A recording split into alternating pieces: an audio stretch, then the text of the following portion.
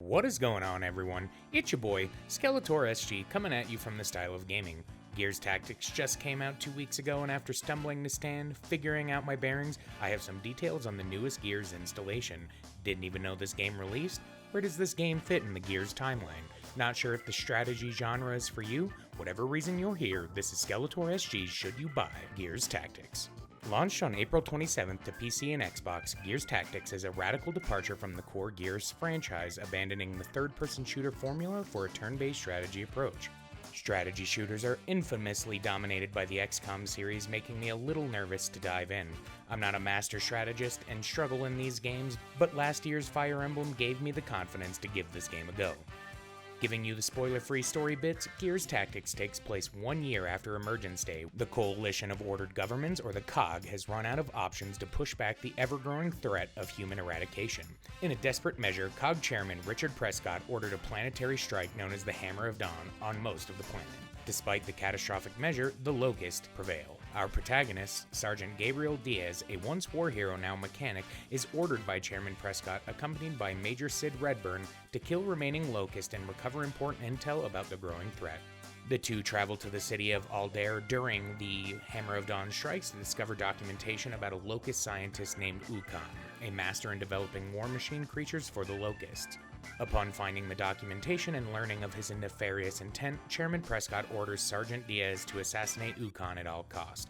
To gather a squad, Diaz and Redburn must seek out other Gears units to band together and take down Ukon before he develops more war machines. The plot is far from the series' core, both in chronology but also the depth present in the narrative. I've played every Gears game, and the story was the something great about the series. While the writing in previous Gears titles had moments of bro fuel explosion burp burp, it juxtaposed that to a backdrop of human loss, portraying intimate moments of family pain and making the right call when all seemed futile. Gears Tactics has some cutscenes to somewhat help expand its own story, but it feels disconnected from what makes the source material great. Tactics provides a decent twist, but it fails to really add weight to the often lifeless plot.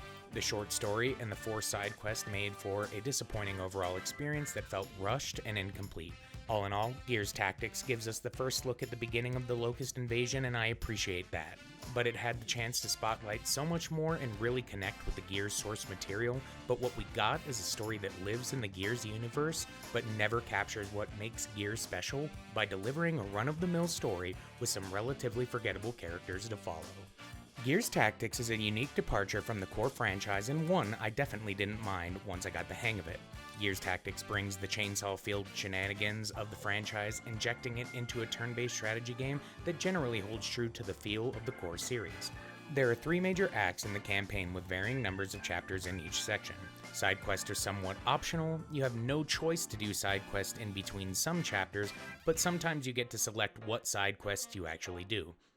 Many of these missions, both story and optional quests, are just reskinned missions, however, that kind of felt like filler, making the gameplay feel somewhat repetitive.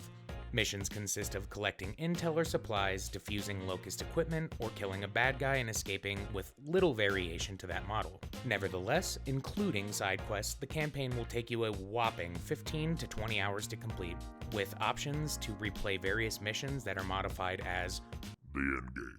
The actual combat is going to save this game for you if you do like strategy games. Unlike many grid-based strategy games, Tactics offers a fairly open path to explore across the varying battlefields. There's chests to collect loot, and many environmental elements offering skillful navigation and execution of the enemies all around you. I played on mouse and keyboard, and the point and click felt pretty good. My biggest gripe with controls was the actions were keybound but also based on click, so if I brought my cursor into the bottom portion of the screen, early on I was clicking actions I wasn't intending to. In terms of general combat, all characters, all classes, regardless of guns, have 4 basic skills, which are Shoot and Reload, Overwatch, which is an area defense skill that uses action points to engage enemies during their movement phase, and an Interrupt shot that interrupts enemy Overwatch. But the action gets spicy when you break down the gear classes. There are 5 major classes to choose from. The Vanguard, which is your mid-range, mid to high tier damage unit that utilizes bayonet charges and damage buffs. The Support class, offering mid-range, mid-tier damage with the ability to grant action points, heal, revive, and offer buffs and debuffs, as well as the classic Chainsaw. the heavy class, which is close to mid-range, high-damage tank that specializes in rapid damage or powerful overwatches, the sniper class, which is pretty self-explanatory, and the scout, which is your close-range, high-damage stealth character, perfect for infiltration and flanking. Each of the 5 classes has a unique skill tree that starts in the middle and allows you to branch into 4 different specializations. The game, however, is very stingy on rewarding experience, so specializing and variations amongst your units is very important, as you can only max out 2 specializations per character. Like many strategy games, every action you take costs your unit an action point movement. Shooting, reloading, it all costs an action. But what I like about Gears Tactics is, rather than requiring a reserved defensive approach like you would expect in XCOM, Gears Tactics supports and encourages players to be a bit more aggressive, utilizing skills like the classic Lancer Spear or chainsaws for gruesome death scenes. Step into hell, pleb. This game offers a decent array of customization, both cosmetic and utility. The utility can be cool, but finding something unique is pretty rare. You can unlock new boots, helmets, chest pieces, as well as weapon changes like your sights, barrels, and stock that influence your major stats, like your accuracy, damage, movement range, health, etc. There are multiple tiers of loot and mods that offer unique passive skills or just boosts in general stats, or my favorite, action skill cooldowns. Finding the best gear for each class, in addition to specialized skill tree, definitely helps add player choice in this pretty dictated experience. Gears Tactics never seems short of Locus familiar to the series, which provides some pretty harrowing combat experiences. Learning your enemy is very important to understanding which units you should charge on and those you should quickly eliminate from afar. There's only a couple of bosses in the game, the first of which was one of the most tireless slogs I've experienced in a while.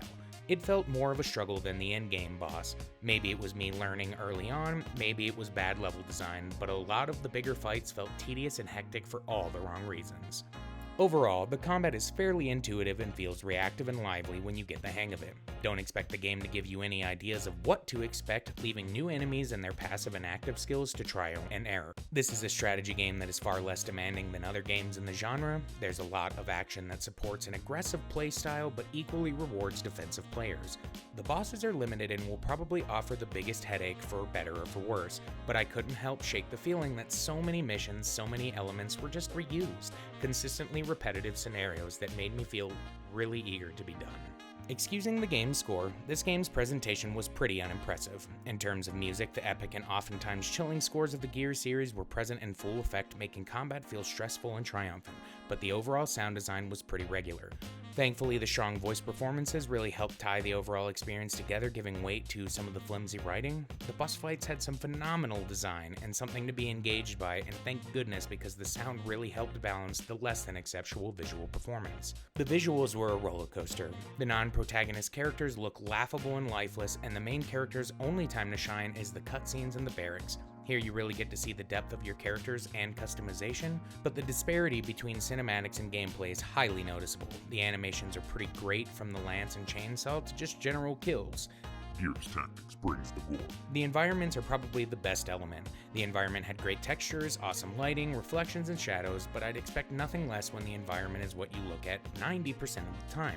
I think the game looked okay enough, great in the cutscenes and animations, but nothing reputable of the Gears series or the year 2020 in gaming. Overall, I had fun with Gears Tactics. It's a wonderful marriage between the hardened XCOM series while maintaining the ludicrous action and feel of Gears of War. The story is hardly the claim to fame in Gears Tactics, as smooth and aggressive strategy gameplay takes the forefront. There's enough customization to make the narrow class options feel unique, and the progression system makes specialization important, the utility upgrades are dense, and the unique passive skills that can be offered drive the replayability up a bit, as searching for those legend mods makes combat much better. The audio-visual experience was bland to me, and the opening cutscene was really the greatest wow moment, and everything else just kind of felt present. You might be saying to yourself, Skell, why the harsh criticism, man? My answer, it's the price tag, you guys. If you don't play this game through Xbox Game Pass, you're about to pay $60 for a game that probably would have been groundbreaking 8 to 10 years ago. The presentation, the length, the story, the graphics is not worth $60, but I don't think that Gears Tactics was looking to reinvent the wheel. I recommend getting this game exclusively through Game Pass for free, or waiting till this inevitably comes to Games with Gold. This game is fairly removed from its source material, and you can definitely tell. The strategy Gears formula is one that works for the franchise, but one that I'm hoping to see a massive level of improvement if it gets a second iteration.